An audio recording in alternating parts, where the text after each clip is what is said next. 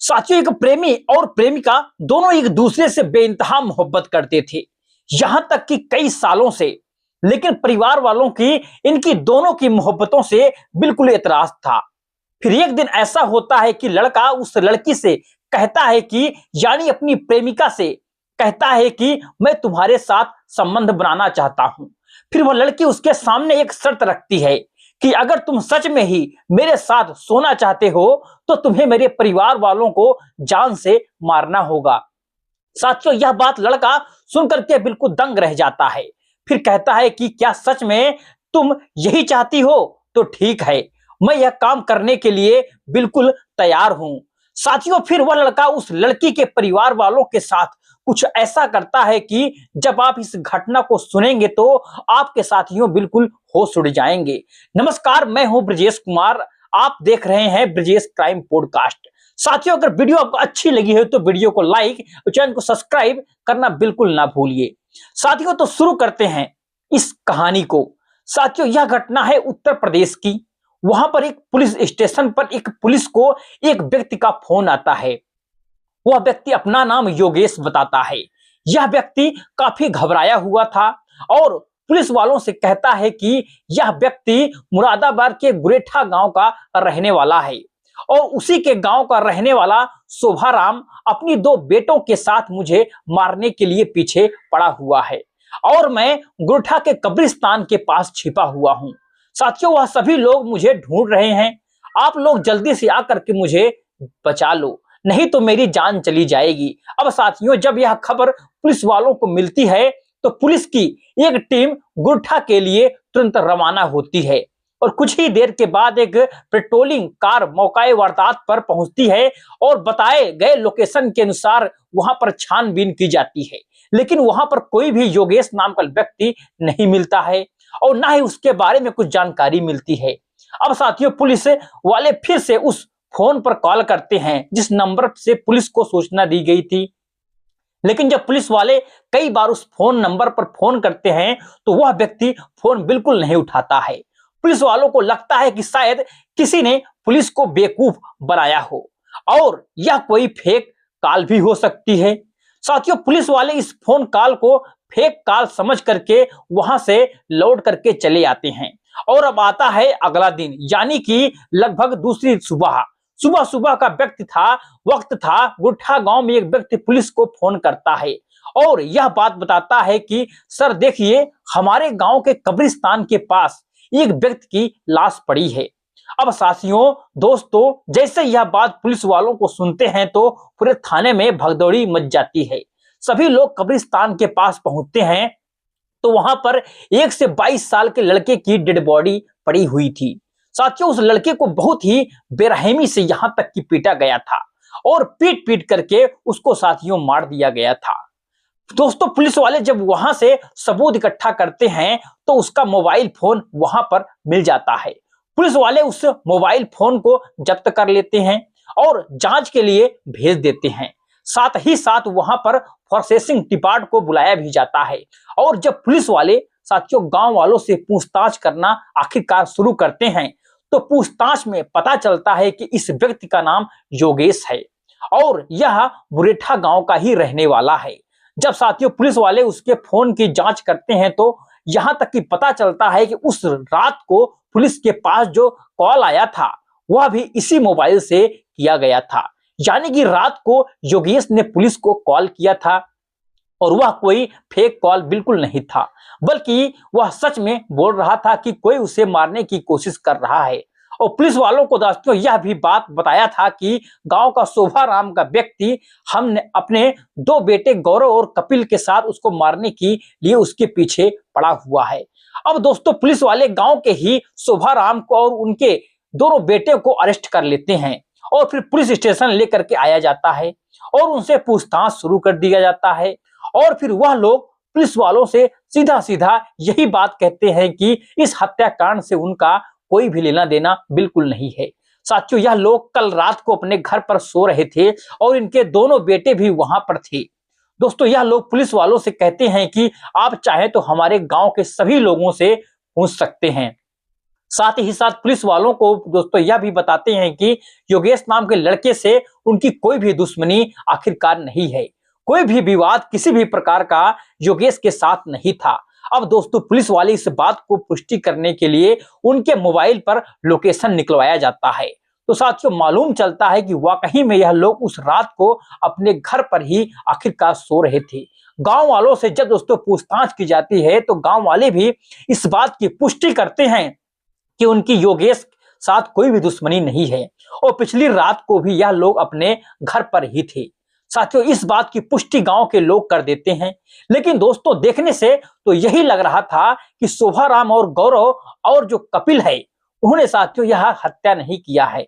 और लेकिन पुलिस ऐसी ही इन सभी चीजों को छोड़ नहीं सकती थी, इसलिए पुलिस वाले इस केस को और भी बारीकी से जांच पड़ताल करना शुरू करते हैं।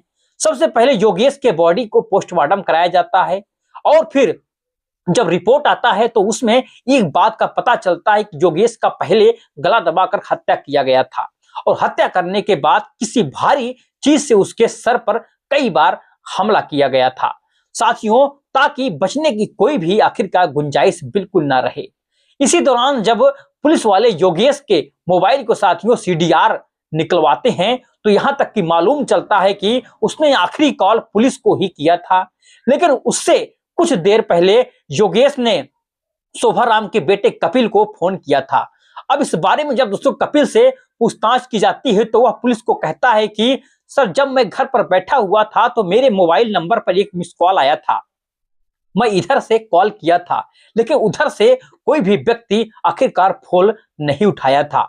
साथ में साथियों पुलिस वालों को यह भी पता चलता है कि योगेश की हत्या हुई थी लगभग 10:30 से लेकर के 11 बजे के बीच में। जब कपिल को दोस्तों यह पुलिस को कॉल किया गया तो लगभग 11:30 बजे के आसपास किया गया था, यानी कि साथियों मेरे दोस्तों हत्या लगभग 10 बजे के आसपास हुई थी और फिर पुलिस को दोस्तों फोन के लगभग 11 साढ़े 11 के आसपास किया गया था। यानी कि आप समझ सकते हो यह बात साफ हो जाता है कि किसी ने योगेश का हत्या करके कपिल को फोन किया गया था और उसके बाद पुलिस को कॉल किया गया, यानी कि शोभाराम और उनके दोनों बेटों को फंसाने की आखिरकार कोशिश की जा रही थी। लेकिन दोस्तों जैसे जैसे यहां तक की छानबीन आगे बढ़ती है तो पुलिस वाले उस गांव में एक सीसीटीवी कैमरा लगा हुआ दिखाई देता है। पुलिस जांच करना शुरू करती है और रात के लगभग 10 बजे से लेकर के 12 बजे के बीच में जितनी भी व्यक्ति उस सड़क से गुजर रहे थे उनकी बारी बारी की जांच होती है और फिर यही दोस्तों पुलिस को एक सीसीटीवी फुटेज में योगेश दो लड़कों के बीच में बाइक पर बैठ करके जा रहा था दिखाई देता है। उस बाइक को जो लड़का चला रहा था उसका चेहरा साथियों सीसीटीवी फुटेज में बिल्कुल यहां तक कि साफ साफ दिखाई दे रहा था। दोस्तों पुलिस उसके चेहरे के आधार पर गांव में छानबीन करती है तो पता चलता है कि बाइक चलाने वाले लड़के का नाम मनोज है, जो गुरेठा गांव में ही किराए पर रहता है। वैसे तो वह बदायूं का रहने वाला था, लेकिन किसी कारण से मुरादाबाद के गुरेठा गांव में वह रहता था और यहीं पर रह करके साथियों पेंट का काम किया करता था। और साथियों कमाल की बात यह है कि जिस योगेश की हत्या हुई थी वह भी इसी के साथ साथियों पेंटिंग का काम किया करता था। अब साथियों पुलिस वाले बिना देर किए मनोज के कमरे पर जाते हैं जहां पर वह रहता था, लेकिन वहां से मनोज फरार हो चुका था। साथियों आसपास जाकर के छानबीन की जाती है जिसके बाद पुलिस का शक मनोज के ऊपर और भी गहरा होता जाता है। अब पुलिस वाले सबसे पहले मनोज की तलाश करते हैं क्योंकि इस केस में मनोज का दोस्तों अहम रोल दिखाई दे रहा था और इसी के चलते 21 सितंबर 2025 को मनोज को साथियों एक हाईवे से गिरफ्तार कर लिया जाता है और उसके साथ एक और लड़का मौजूद होता है जिसका नाम साथियों रहता है मंजीत था और यह मंजीत मनोज के ही मामा का यहां तक की लड़का था। अब पुलिस वाले इन दोनों को गिरफ्तार करते हैं और फिर साथियों पुलिस स्टेशन लेकर के इन लोगों को आते हैं। सबसे पहले मनोज से पूछताछ किया जाता है, साथियों उस दिन की रात को योगेश के साथ कहां थे तुम? तो मनोज साथियों इस बात को मानने से बिल्कुल इनकार कर देता है। वह कहता है कि मैं अपने काम से घर चला गया था, मुझे योगेश के बारे में कुछ भी आखिरकार पता नहीं है। यानी कि दोस्तों मनोज पहले पॉइंट पर ही पुलिस वालों से झूठ बोल देता है और पुलिस वालों को शक हो जाता है कि मनोज इस केस का अहम रोल है। अब साथियों, पुलिस वाले मनोज से सख्ती से यहां तक की बातचीत करना फिर से शुरू करते हैं। तो यह दोनों इस बात का कबूल कर लेते हैं कि लगभग उस रात को योगेश इन दोनों के ही दोस्तों साथ था। साथियों, क्योंकि सीसीटीवी कैमरे में बिल्कुल साफ साफ बाइक पर जो 3 लोग सवार थे, उसमें बीच में योगेश और पीछे मंजीत और मनोज बिल्कुल बैठा हुआ था। यह लोग कबूल कर लेते हैं कि उस रात योगेश की हत्या इन दोनों ने ही मिलकर की है। साथियों, मनोज और मंजीत पुलिस वालों को बताते हैं कि उस रात को जब योगेश काम करके अपने घर लौट रहा था, तो रास्ते में ही मनोज और मंजीत ने उसे रोक लिया था और यह दोनों सबसे पहले काफी ज्यादा उसको शराब पिलाते हैं और जब वह बिल्कुल नशे में धुत हो जाता है, तो उसका गला दबा करके बेरहमी से हत्या कर देते हैं और फिर उसके बाद सिर पर एक भारी पत्थर से कई बार हमला करते हैं ताकि उसकी बॉडी पहचान में ना आ सके। अब साथियों, यह से पुलिस को यह बात मालूम चल रहा था कि योगेश की हत्या मनोज और मंजीत ने ही आखिरकार की है, लेकिन पुलिस को अभी भी इसके पीछे कारण मालूम नहीं था। इसका जो कारण था वह साथियों बहुत ही चौंकाने वाला था। जब आप लोग इस कहानी को, इस घटना को सुनेंगे, तो आप लोग के पैरों के तले यहां तक की जमीन खिसक जाएगी। दरअसल साथियों, मनोज और मंजूत ने पुलिस वालों को बताया कि वैसे तो वह बदायूं का रहने वाला है, लेकिन बचपन से ही वह थोड़ा सा झगड़ालू टाइप का लड़का था। बदायूं में उसके कई लोगों से लड़ाई झगड़ा हुआ करता था। उसके ऊपर पहले से ही कई केस चल रहे थे, जिसके चलते मुरादाबाद के गुरेठा गांव में आकर के रहने लगा था। यह बात साथियों मनोज पुलिस वालों को बताता है। मनोज यह भी बताता है कि यहाँ पर रह करके मैं पेंटिंग का काम करता था और मेरे साथ योगेश भी काम करता था। जहां पर मनोज किराए पर कमरा लेकर के रहता था, वहीं से कुछ दूरी पर शोभाराम की एक फॉर्च्यूनर दुकान थी और यह वही शोभाराम है जिसके ऊपर योगेश की हत्या का इल्जाम लगाया जा रहा था। साथियों, इनकी फॉर्च्यून की दुकान है और दुकान पर साथियों उनके बेटे कपिल और गौरव बैठते हैं।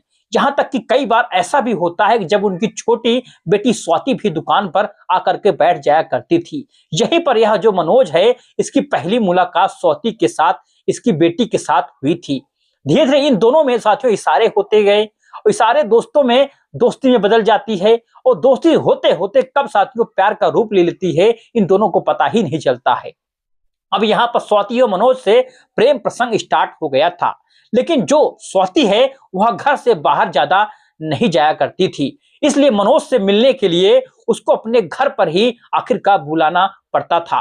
दोस्तों, जब स्वाति को मनोज से मिलना होता था, तो स्वाति अपने घर के खाने में नींद की दवा मिला दिया करती थी, जिस वजह से घर सभी सदस्य लोग गहरी नींद में सो जाया करते थे और फिर मनोज को अपने घर में बुलाती थी और अपनी इच्छाओं को पूरा करती थी। लेकिन साथियों, दोस्तों, यह बात ज्यादा दिन तक घर वालों से छुप नहीं पाती है। एक दिन जब मनोज स्वाति से मिलने के लिए उसके कमरे में आता है और फिर शारीरिक संबंध बना ही रहा होता है, तभी उसके घर वाले वहां पर आ जाते हैं और उसको देख लेते हैं। साथियों, उसी वक्त शोभाराम का छोटा बेटा कपिल जब इन दोनों को देख लेता है, तो इसके बाद कपिल अपनी बहन स्वाति और मनोज का, दोनों का दोस्तों बुरे तरीके से यहां तक कि तुरंत ही पिटाई करता है और मनोज को धमकी भी देता है कि अगर आज के बाद से कभी भी तुम स्वाति के आसपास भी यहां तक कि दिखाई दोगे, तो तुमको जान से मार दिया जाएगा। साथियों, इसके बाद फिर मनोज गांव छोड़कर कुछ दिनों के लिए आखिरकार गायब हो जाता है और फिर जहां पर किराए पर कमरा लेकर के रहता था, वहां से मनोज चला जाता है। तो शोभाराम और उनके बेटे को ऐसा लगता है कि शायद मनोज यह जगह छोड़ करके आखिरकार चला गया है, लेकिन दोस्तों उनको यह मालूम नहीं था कि मनोज तो कुछ बहुत ही बड़ा प्लानिंग करने की आखिरकार इच्छा कर रहा है, कोशिश कर रहा है, कुछ बहुत ही बड़ा प्लान कर रहा है। दरअसल गांव छोड़ने के बाद भी मनोज स्वाति से अभी भी मोबाइल फोन पर लगातार बात कर रहा था। यहाँ पर स्वाति मनोज से कहती है कि जब तक मेरे पिताजी शोभाराम और मेरे दोनों भाई गौरव और कपिल यहाँ तक कि जिंदा हैं, तब तक हम दोनों नहीं मिल पाएंगे। तुम एक काम करो, तुम इन दोनों की हत्या करवा दो। लेकिन साथियों, तभी मनोज स्वाति से कहता है कि देखो स्वाति, 3 लोगों की हत्या करना इतना आसान बिल्कुल नहीं है, लेकिन मैंने एक दूसरा प्लान आखिरकार सोच रखा है। जिसमें मैं किसी और व्यक्ति की हत्या करके उसका इल्जाम तुम्हारे पिता शोभाराम और दोनों भाइयों पर लगा दूंगा, तो इन तीनों को जेल हो जाएगी और फिर हम दोनों आसानी से मिल पाएंगे। अब साथियों इसी चलते मनोज और योगेश का सुसाइड करता है। तो योगेश इसके साथ पेंटिंग का काम करता था और योगेश की हत्या का सारा इल्जाम स्वाति के घर वालों पर लगा देता है, जिसके चलते उस रात को पहले योगेश को बुरी तरीके से शराब पिलाई जाती है और उसके बाद फिर उसको मार करके गुरठा गांव के कब्रिस्तान के पास फेंक दिया जाता है। साथियों उसके बाद मनोज योगेश के ही मोबाइल से पहले शोभाराम के बेटे कपिल को फोन करता है ताकि इसका जो सीडीआर रिकॉर्ड है वह मेंटेन हो जाए, और इसके बाद योगेश के ही मोबाइल से पुलिस को कॉल करके साथियों यह कहता है कि शोभाराम और उनके बेटे मुझे मारने की आखिरकार तैयारी कर रहे हैं। यानी कि साथियों मनोज योगेश का हत्या करके पूरा इल्जाम शोभाराम और उनके दोनों बेटों पर डालने की कोशिश करता है। लेकिन दोस्तों एक पुरानी कहावत है कि कातिल चाहे जितना भी होशियार हो आखिरकार क्यों ना एक छोटी सी गलती तो कर ही देता है। जिस वक्त मनोज योगेश को अपनी बाइक पर बैठा करके ले जा रहा था तब उसने अपना चेहरा नहीं ढका हुआ था साथियों, जिसके कारण उस कैमरे में कैद हो जाता है और उसके कारण पुलिस वाले इसकी साथियों गिरफ्तार कर लेते हैं और बेरहमी से मारते पीटते हैं। तो साथियों यह थी आज की घटना, आपको कैसी लगी? अगर आपको अच्छी लगी वीडियो को लाइक, चैनल को सब्सक्राइब करना ना भूलिए। जय